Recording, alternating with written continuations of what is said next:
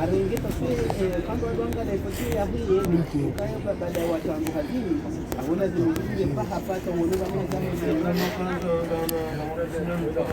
wala no urango hani kwa kama no kangu ka ile kama sasa ndio yang lagi kan ndio ndio kama pesa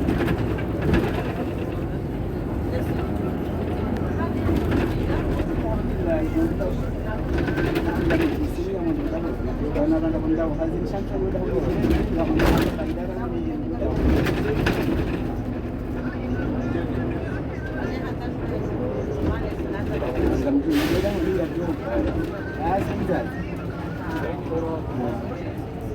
kan wakatabariha abugodoro hadikaza yabo na daramramu na bibiri na bibiri nani zilizake masingira karabaza watu wakili hata mkazukia wala mayonezi hata mtambi hata zikifia za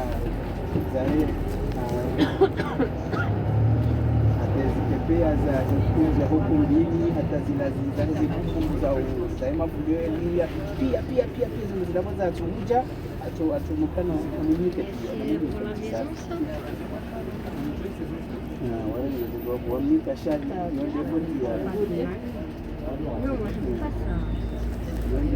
ya jirisha karja zitunda tuzi dawa bakoshi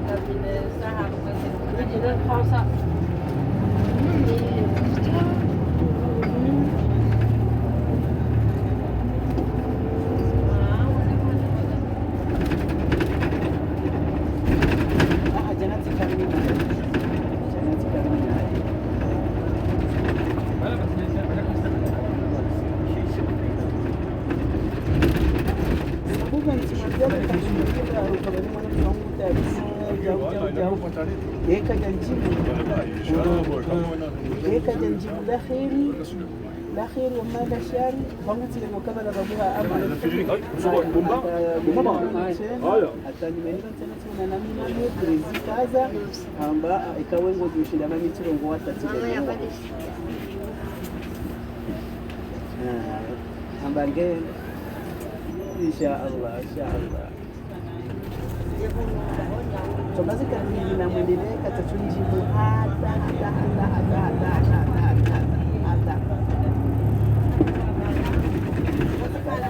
Shahin katika zikaza tunapokana na rizera zibatu hadisi ndio mwana wangu banga hizi hadisi ndio longa mpango tabio kwa mwana mkao shaka hizi hadisi hapo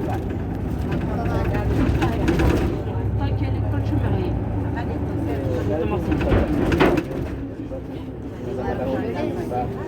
ana msawa lemewa avenga wewe ino katinjo wasuro dahoni tu para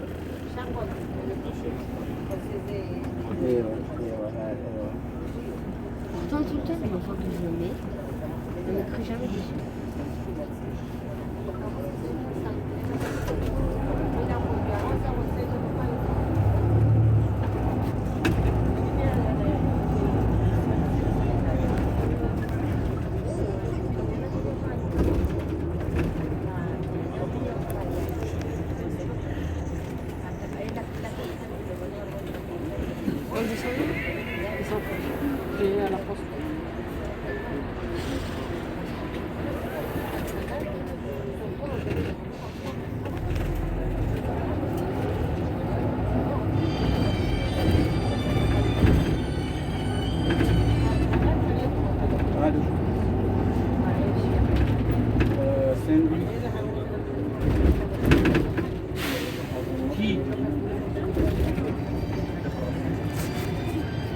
Tania hamuka kwa kilo dawa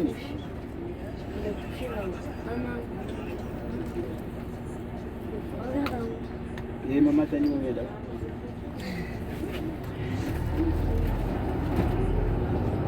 mwalimu kama ndio hapa ndio hapa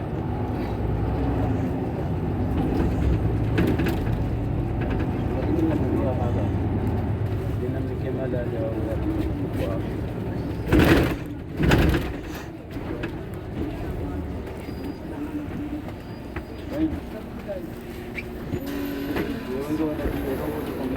kwa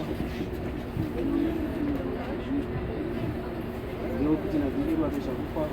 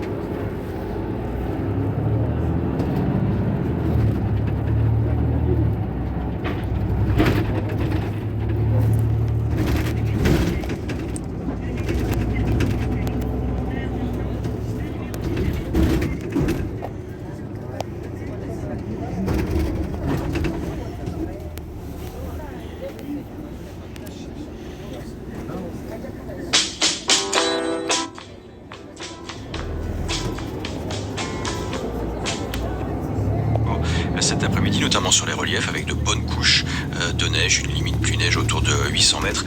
À l'arrière de ce front, encore des précipitations assez marquées et quelques éclaircies également. Ce qui va nous intéresser surtout, c'est ce qui va se passer en tout début de soirée avec le passage d'une deuxième perturbation qui va notamment arriver par l'ouest, la Bretagne, en direction des frontières belges et qui va balayer aussi le sud-ouest avec des cumuls entre ce soir et demain matin assez importants, l'équivalent parfois de 2 mois de pluie sur le Béarn ou encore les Landes. À l'arrière, du vent qui pourrait souffler aussi par rafales assez fortes entre 100 et 130 km/h sur la pointe Bretagne et sur un quart sud-ouest assez important. Vous serez prudent, bien évidemment. Belle fin d'après-midi à vous. À très bientôt.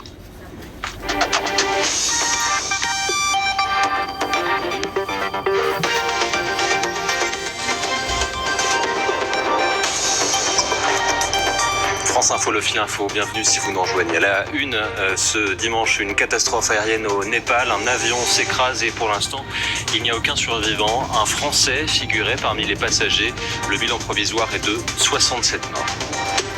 La mobilisation de jeudi contre la réforme des retraites occupe le gouvernement comme les syndicats, vous les entendrez. Quant aux Français, certains ont déjà peur de manquer d'essence.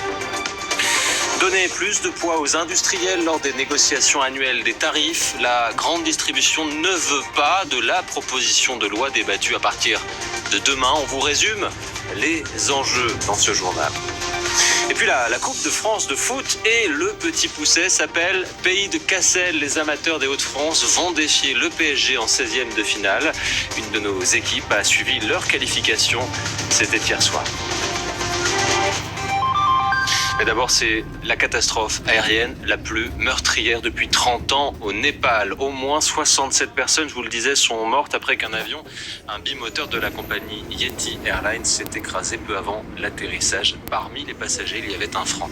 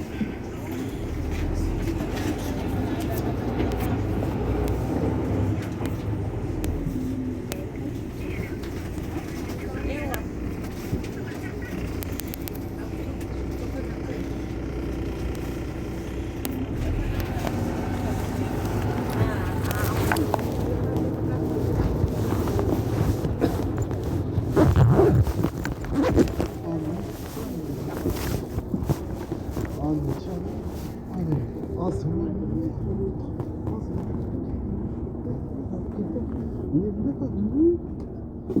C'est dire, toi, oh, il y a une question. Ah, non, mais... Oui, ils sont envoyés là. J'étais un peu beaucoup trop tard.